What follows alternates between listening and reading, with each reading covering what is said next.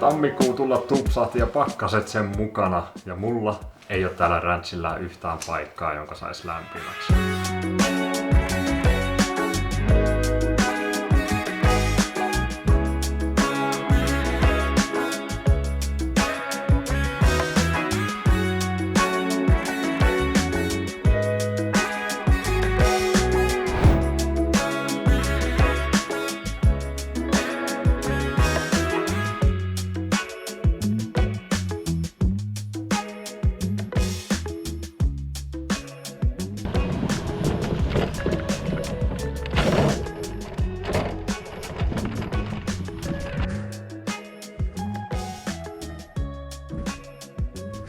Nyt on aika saada tää torppa lämpimäksi. Ja ihan ekana aloitetaan tuon pelliaukasulla. Ja siihen meillä olikin, kuten viimeksi esittelin, niin liukuvasara. Tässä liukuvasarassa tuli mukana tähän päähän tämmönen koukku. Ja tää koukku voidaan laittaa pellin silmukkaan ja sitten hakata sitä auki. Silloin siinä naruvirityksessä niin se voi olla, että osa sitä energiasta jäi sitten siihen naruun tai jonnekin sinne matkan varrelle, niin tällä se on yhtä puuta. Ja remontin korjuun peruslaki on se, että tämä koukku mahtuu kaikkien muiden peltien silmukoista, paitsi ei sen pelin silmukosta, joka me halutaan avata. Joten se joudutaan ensin sorvaamaan vähän suuremmaksi.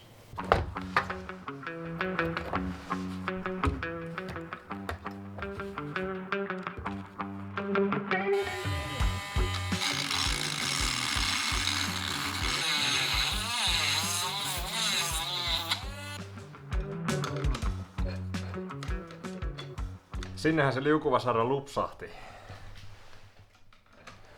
Noin. Nyt onkin sitten jännät paikat. En muista milloin viimeksi olisi ollut näin jännät paikat. VD40 on lyöty sisään ja nyt päästään kokeilemaan ihan kunnolla hakata tuolta peltiä pihalle.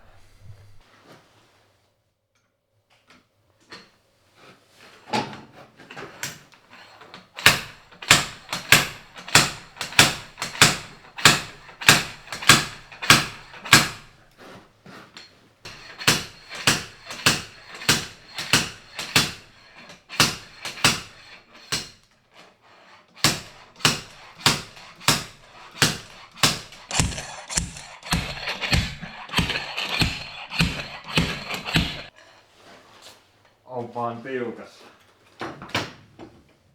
Tuolla liukuvasaralla se ei ole kyllä tulossa nyt.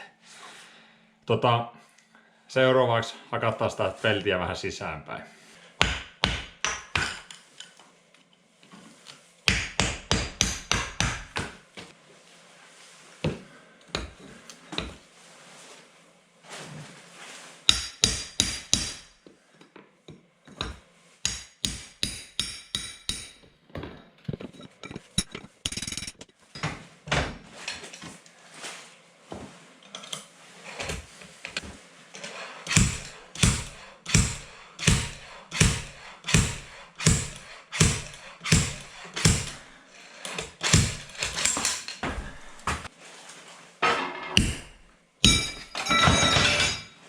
Jotain positiivista tapahtuu.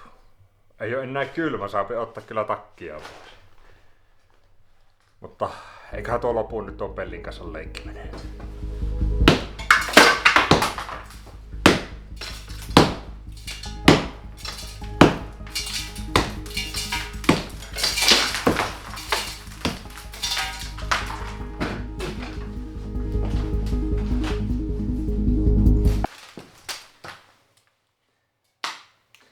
Suojalasi.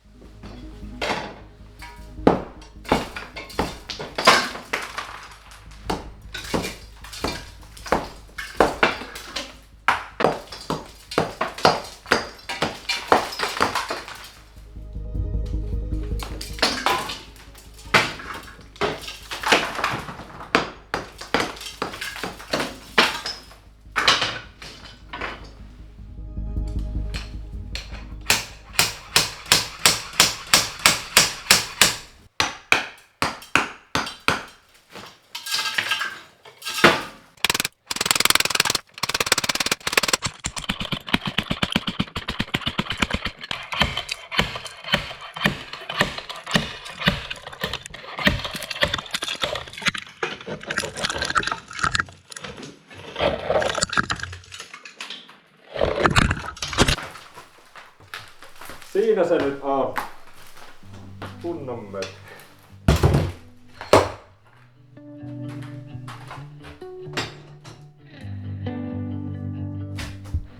Ja on painava.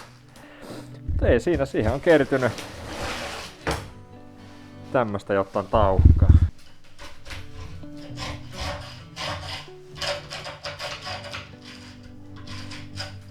Se on vaan yhtä puuta tän kanssa.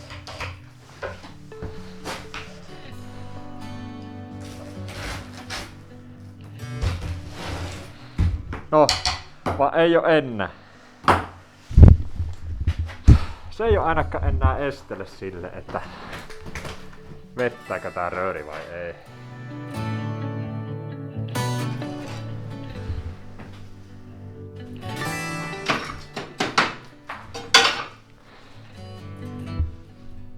Huhhuh.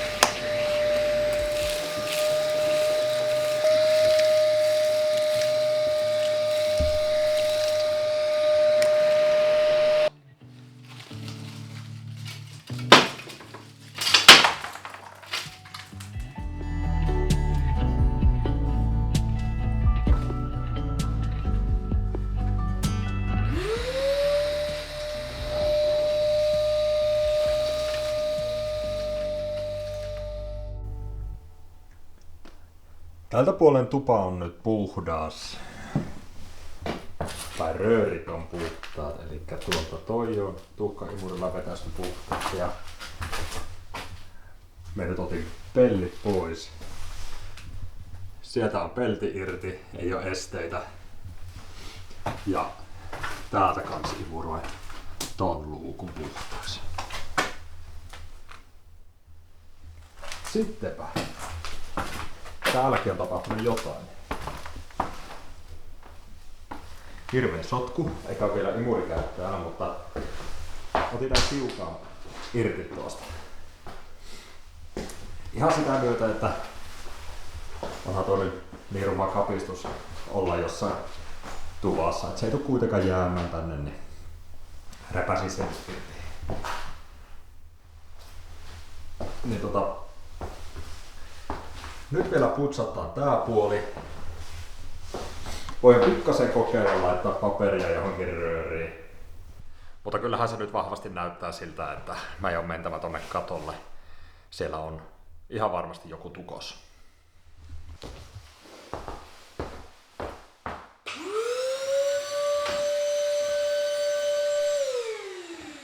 Oho! Letku oli väärässä reissä.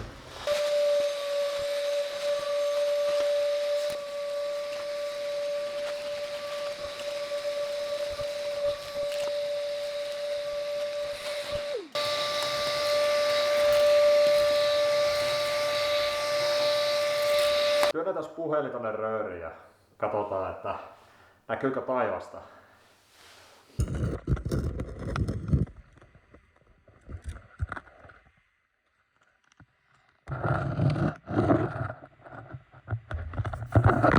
Ei sieltä ainakaan taivasta näkyy, niin mitä lie.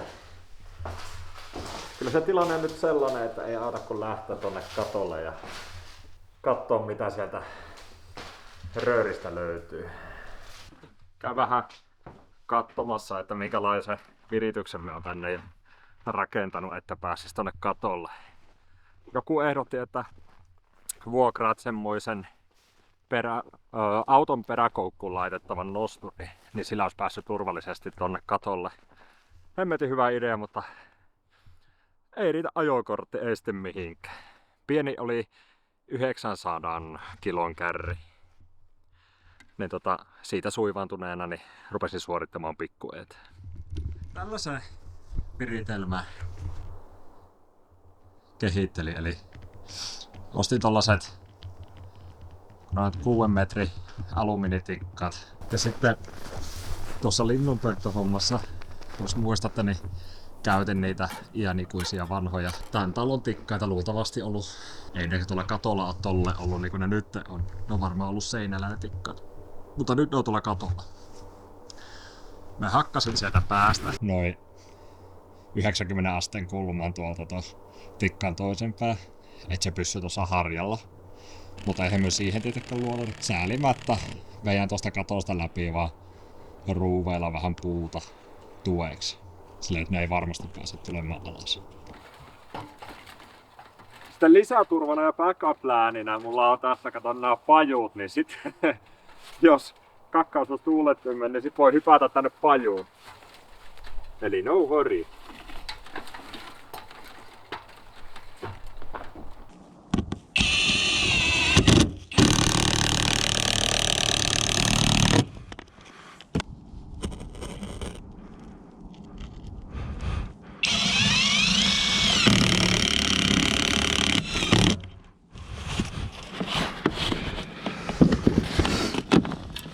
Niin, onko tarpeeksi turvavarusteita?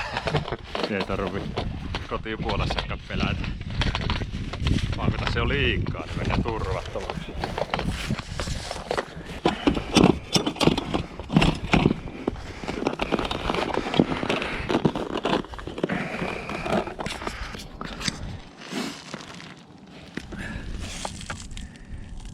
Tuo vasen puoli ainakin ihan tukossa. Mutta ei varmaan kameralla näe, mutta silmällä näkee tästä, että tää kyllä menee varmaan alas asti, tää toinen rööri. No eihän siinä. Käydään hakemassa valo ja laitetaan siihen valoon GoPro kiinni ja tiputetaan ne tonne alas, niin nähdään, että videolta sitä, että mitä siellä oikein on tapahtunut, ja toki tää tuo toinen puoli auki. Ei auta kun lähtee alas hakemaan varusteita. Ja taidetaan tarvita jo reppu selkään, kun tulee niin paljon tavaraa.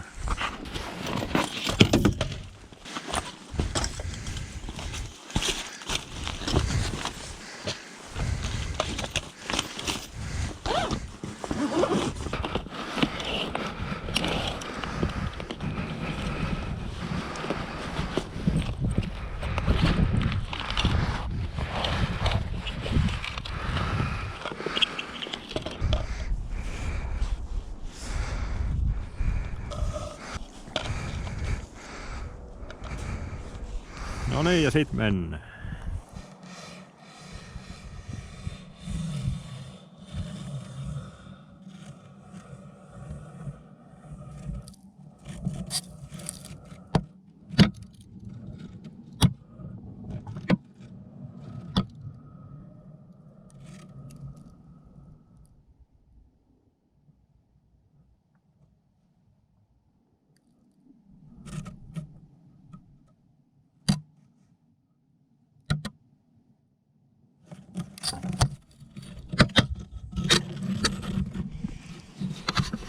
No miltä siellä näytti? Me en näe kun vasta tietokoneelta. Hitto, että on sormet jäässä. Voi jummi. No, ei siinä muuta auta kun tiputtaa sinne seuraavaksi vähän nokipoikaa.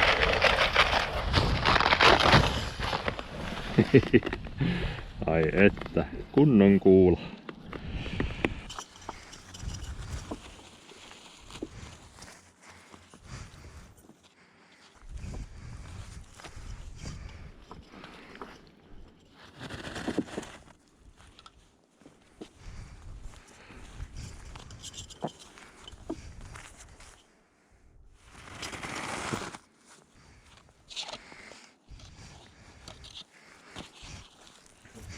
Joo, kyllä tähän jotkut vähän järremmät assettajit on tarvita.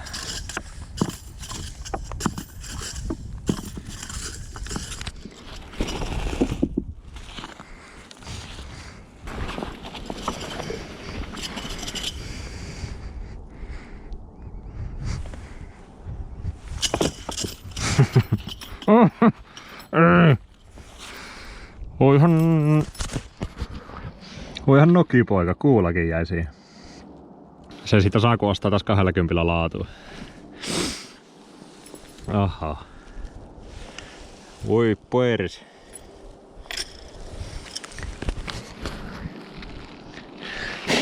No, ei kun hakemaan magneettia ja toivottavasti, että se ei ollut jotain saakeli silumiinia ja rautakankkeja tarvitseeseen. Vai pitäisikö tuo tiili saada ylös tuosta mieluummin jollakin?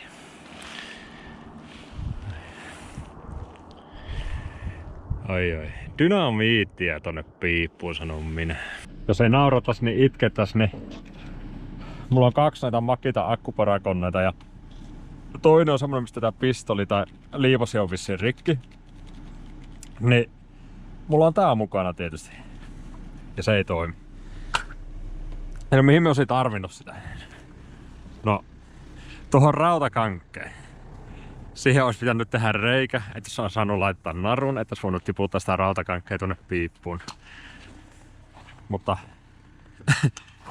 katsotaan, luovittaa nyt, että tuossa on kalastusmagneetti nyt kiinni ja jospa se kanki pysyisi tai saisi nostettua sen sillä ylös. No niin, sit toivotaan, että tuo pallo ei ole mitään silumiinia.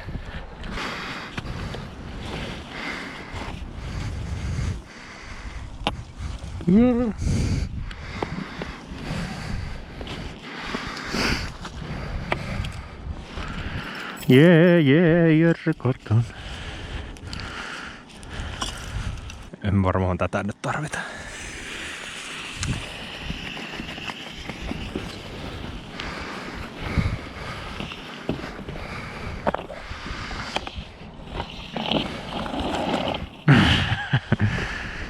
Itskan.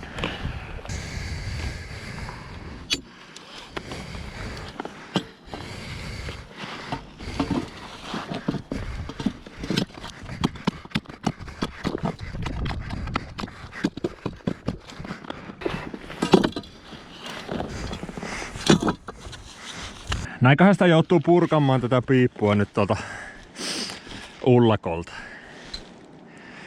Ei tästä taida tulla kyllä uraakkaa tällä tavalla. Tai jos tätä purkasi jo tästä vaan, eihän tää nyt ainakaan huonommaksi kyllä mene.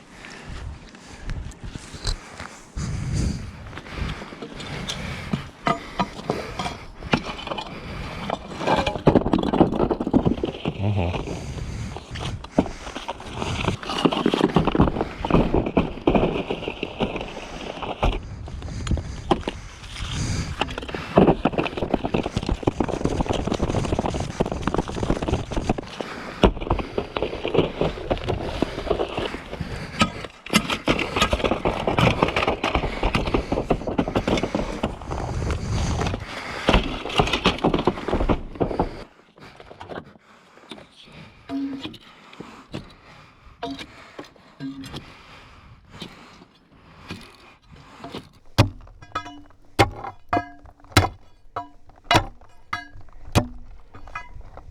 Arvo herrasväki, faktahan on se, että kohta täällä on pilkko pimmeä, niin minun pitää lähteä katolta pois. Ja biisihommahan meni vallan eteenpäin, nyt me tiedetään, että toi vasen puoli, se on aivan umpitukossa. Mutta onnistunut päivä. Saatiin lisäinformaatiota, me pääsin turvallisesti katolle ja muutaman kerran alaskin, nyt vielä 1 kerran alas, niin päivä on muy bueno. Vähän purkasin tätä piippua, älkää järkyttykö. Jos tästä jotain tulisi, niin sen saa kyllä muurattua takaisin ja tehtyä sinne piipuhatut ja pelit ja renslit. Nyt mulla sormet jäätyy sen verran pahasti. Me lähden kiipeämään alas, se on moro. Näin se on vuorokausi vaihtunut ja taas ollaan katolla. Selvitetään hiukan tilannetta, jos se jäi viimeksi epäselväksi. Elikkä meillä on täällä, missä tää rautakanki on, niin hyvin tässä pinnassa tämmönen tukos. Ja vaikka tätä olan takaa rautakangella hakkaa, niin ei ole menossa mihinkään, niin koitetaan porata sitä auki. Ei niinku, tää on aivan kiinteetä. Ja katoisin videomateriaalin, niin näyttää, että tuossa oikein puolessa kanavassa olisi sama juttu, mutta se on paljon syvemmällä.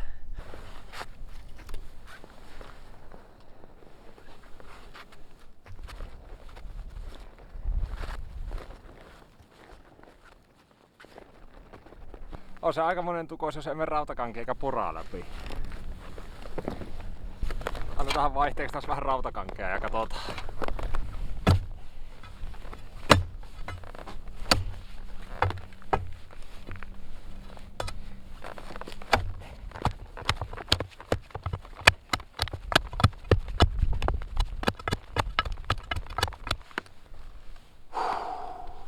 Kyllähän jotain urakkaa tulee, kun syvenee toi kuoppa koko ajan. Toivottavasti tää ei oo niinku sortunut ja sitten tohon viereen tehty vaan uusi. Et me ihan turhaan nyt auan tätä vasenta puolta. Tiilenpalan.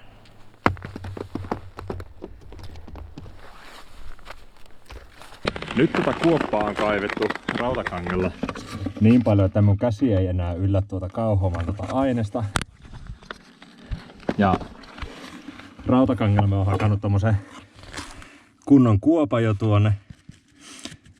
Ehkä tätä ei ole tarkoitus avatakaan. Voiko se olla, että tätä on laitettu tarkoituksella umpeen? En tiedä. Sitten meillä olisi tää toinen puoli vielä. Tuo nyt ei kyllä... No, ullakolta tietysti, jos tuota ottaa sen kyljestä tiile irti, niin sittenhän sen näkisi, miten syvälle toi tukko menee. Tuonne puolen, niin voisi sinne koittaa tiputtaa tuon rautakangen. Kokeillaan nyt ensin, ennen kuin tiputetaan tuota rautakankeen, niin tää nokipojan kuula tiputtaa, että miltä se kuulostaa. Plonks. Kuulosti siltä, että ei mennyt hirveän pitkälle. Ei tehnyt vaikutusta tämä kyllä nyt. Kokeillaan sitten tää rautakanki.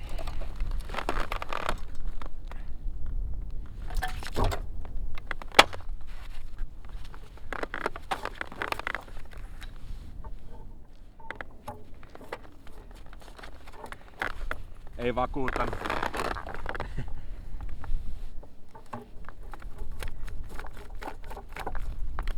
Ja sinne jää. No ei se kanki sieltä nyt halua helposti tulla, niin olko toistaiseksi vielä siellä. Mulla on kyllä 2 näitä, että me saa sen sieltä ylös, eikä toi nyt kamala tiukassa näyttäisi olevan, että se heiluu ihan tälleen, mutta sen verran se taisi upota kuitenkin johonkin ainekseen tuolla, että ei nyt nouse. Ei sitä kuitenkaan tuolla kangella auki saa. Niin me otan tästä nyt mitan ja menen katsomaan sit sisältä, että missä kohtaa se ehkä suurin piirtein voisi olla tää tukos.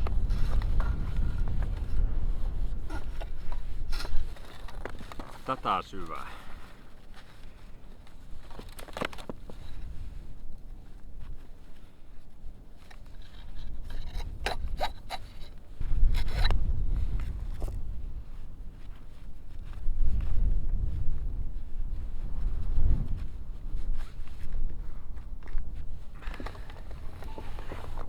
Tällä syvyydellä on toi tukos.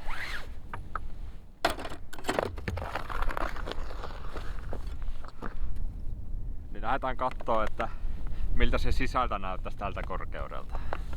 Ullakolle saavuttu ja katsotaan nyt meikä hienolla mittavälineellä, että mihin kohtaan se solmu asettuu, niin siinä kohtaa biisiä on se tukos. Aloitetaan sitten mittausoperation. Meidän solmu, se on tässä. Tuossa.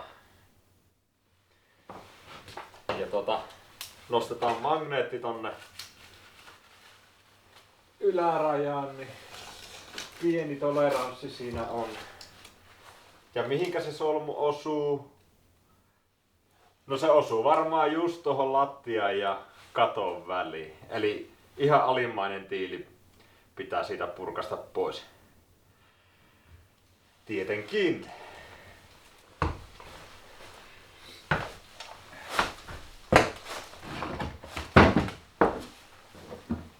Joo, eli tuossa on nyt se solmu lattiaa vasten.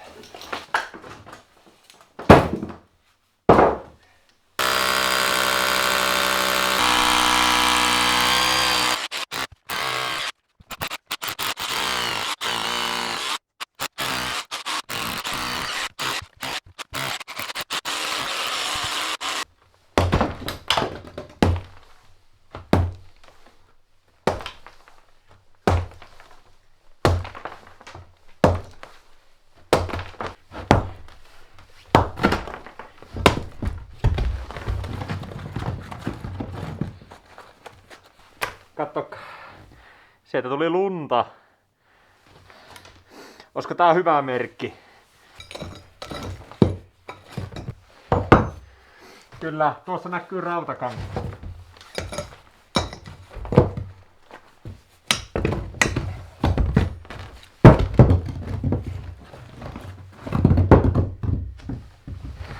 Jes, en tiedä miksi tää tuntuu pieneltä voitolta.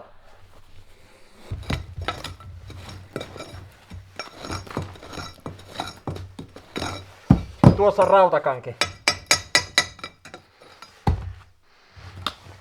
Tossa.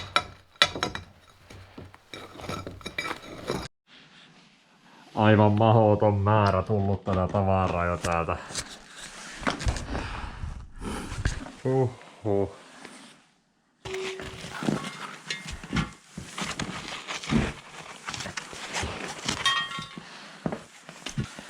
Tämmöstä risua ja multaa käytännössä niinku kunnon tiivis paketti. Tässä välissä vois käydä sen rautakangen nyt onkimassa tuolta. Alkaa olla vähän edessä.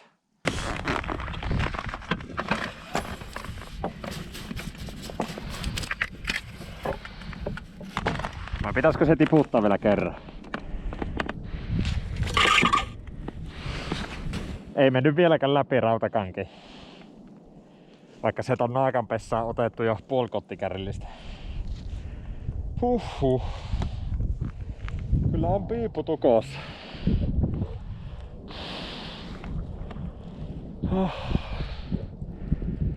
Hyvät maisemat tätä korkeaa.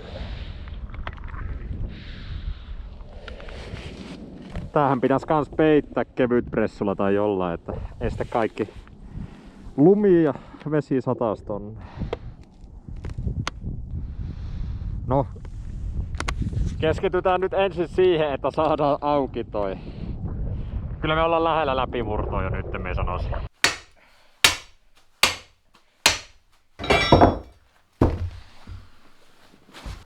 Yli tunnin me on tyhjentänyt tuota. Mutta nyt minusta tuntuu, että toi sorkkarauta meni läpi ja me tehtiin läpimurto.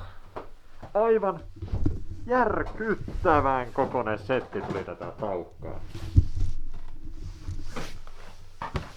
Kato. Siis on oikeesti nyt kottikärrillinen. Miten voi tulla piipusta näin paljon tavaraa?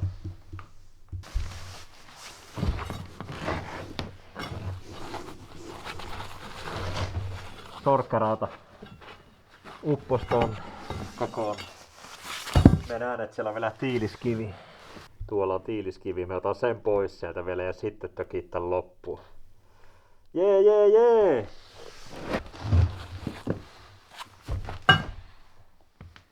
Kyllä. Se on siinä. Mä aion tökkiä kaikki nää ryönät tuosta reiästä tonne alakertaan. Siirretään ongelma sinne. Ei vaan, kyllä me sen verran leikitään nyt tulella ja loput naakan risut niin poltetaan. Viskataan tonne joku nölli ja otetaan ensi tulet nyt piipusta, joka on avoin. Yes! Huhhuh. Mega paperia. Mä oon vieläkin vähän järkyttynyt, miten paljon tuota tauhkaa tuli oikeasti tuolta. Herran jestas. Nyt laitetaan vähän sytytysnestettä ja talouspaperia ja loput naikarisut saa palaa siellä. Burn, burn.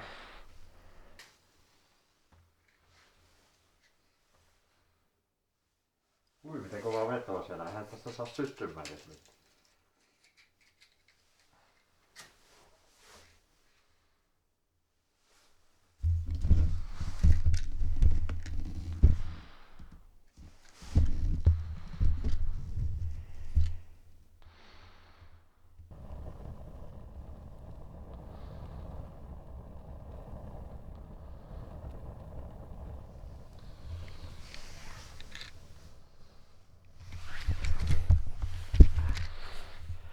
Ja on vaan kyllä voittajafiilis, voin kertoa. Yes!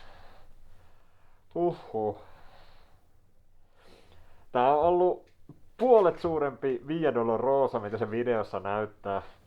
Sillä nämä 20 pakkaset, tai jopa 20 pakkaset, niin nämä on koetellut niinku akkuja, että ei oo, kameroissa ei oo kestänyt akut ja sitä rattaa.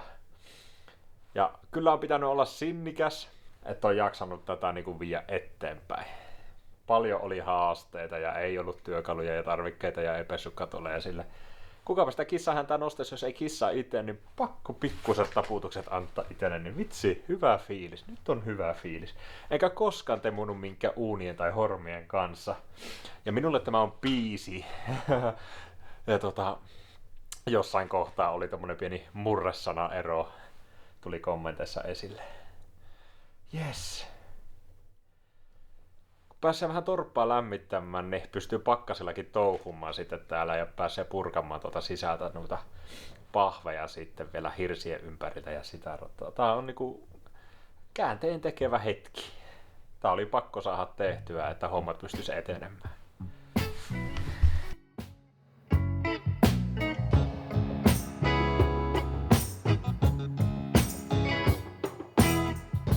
Siellä kärtsää naakanpesän loppu.